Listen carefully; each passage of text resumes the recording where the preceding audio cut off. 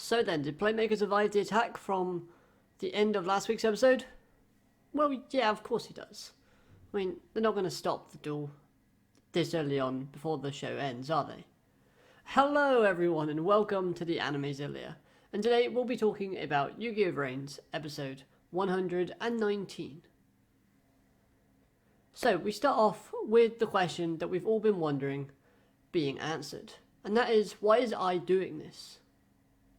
Or what motivated I to do what he's doing? These are all questions that we've wanted to know the answer to, and I is actually giving us these answers.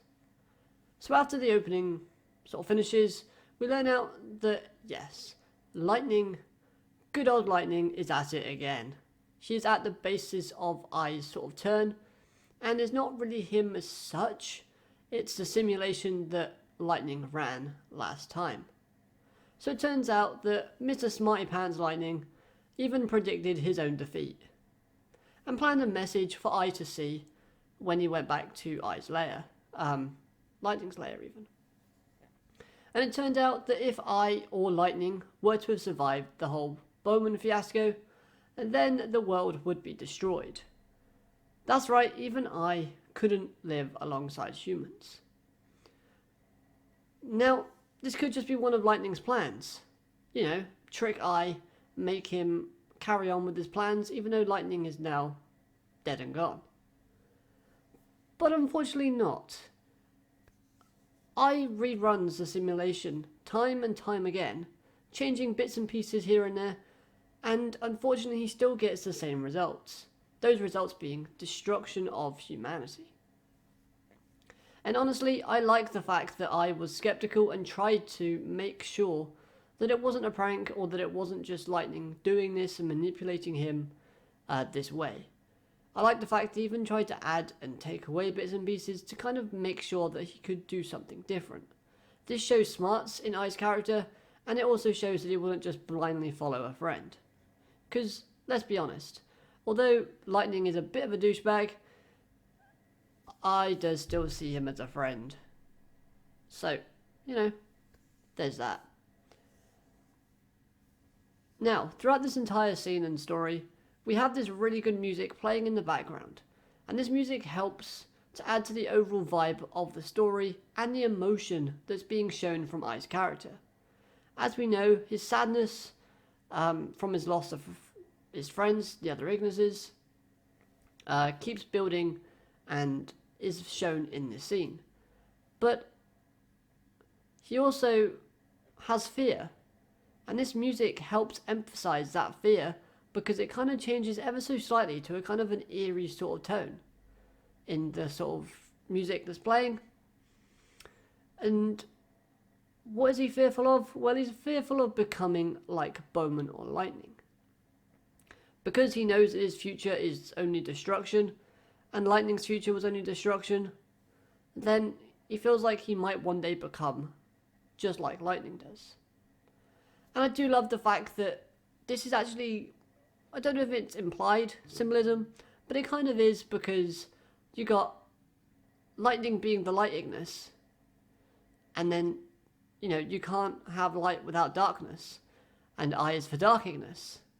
So, you know, the two kind of Ignises not being able to survive with humans, it kind of makes sense, and I like that. Now then, the duel. Back to the duel at hand. The attack animation for the arrival is amazing, and the use of X-Slayer for defense was pretty good. I liked it.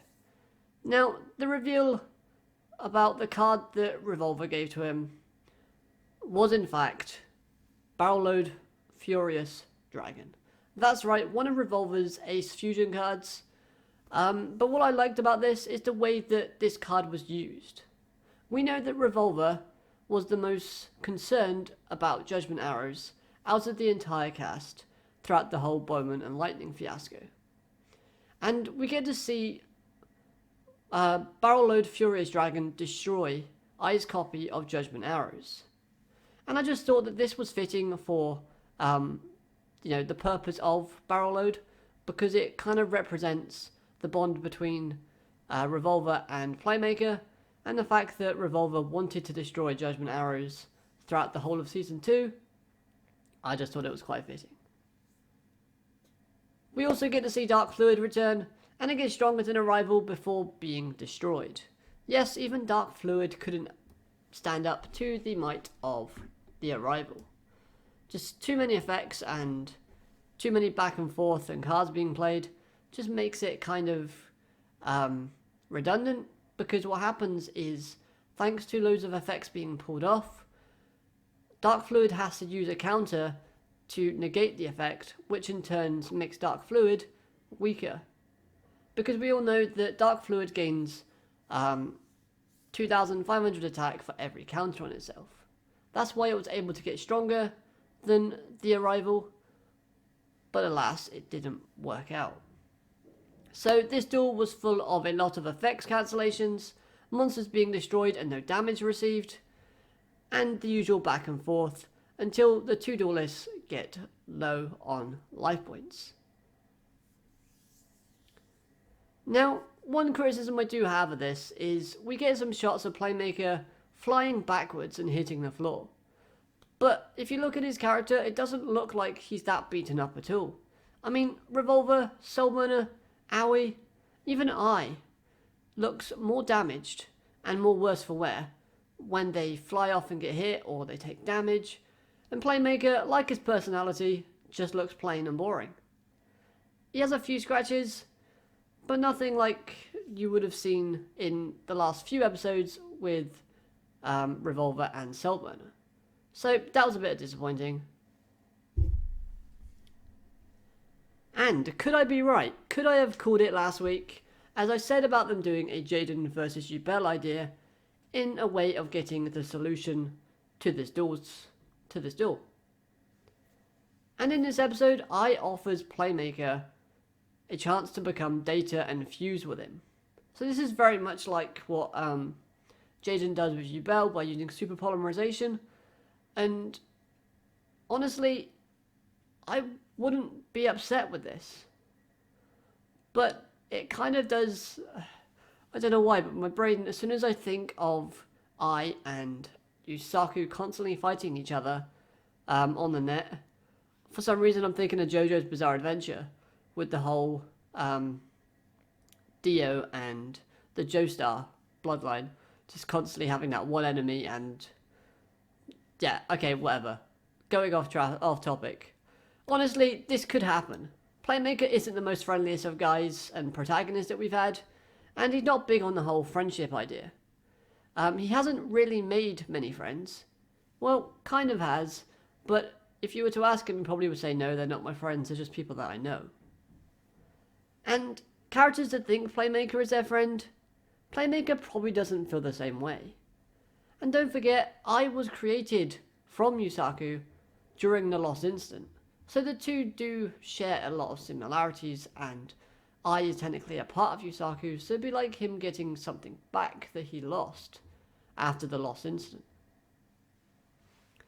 Now, I want to know what you think. Do you think that this is a good way to end the duel off? Do you want to see a definitive winner or a definitive loser, or are you happy with the fact that they might go a GX route?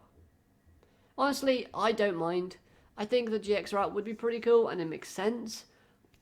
But does that mean that the friends come back? Because they never mentioned that. If I and Yusaku fuse, then would it be that I lost or a draw? Or would it be the fact that the duel just continues forever and ever and ever and no one actually wakes up? They all, it's just a continuous loop. I don't know. If you've got any thoughts, let me know down in the comment section below. But overall, I found the animation in this episode to be pretty good, apart from the whole Yusaku kind of damage palette choice they've gone with. Music was brilliant, fantastic for adding effects and emotional weight. The way the duel was going, I got a bit lost halfway through, I'm not going to lie. Had to rewatch it a couple of times, but I like the duel at the moment. We're seeing some good cards being played, and there's a bit of symbolism hidden within each card that came out in this episode, which I thought was pretty good and nicely done. So that's going to do it for this review. I hope you've enjoyed. If you have, smash that like button. Subscribe if you're new so you never miss a video from me. Although, if you want a Yu-Gi-Oh! Vrains review, I think there's only one more left. So, make sure you watch that one. I don't know, just saying.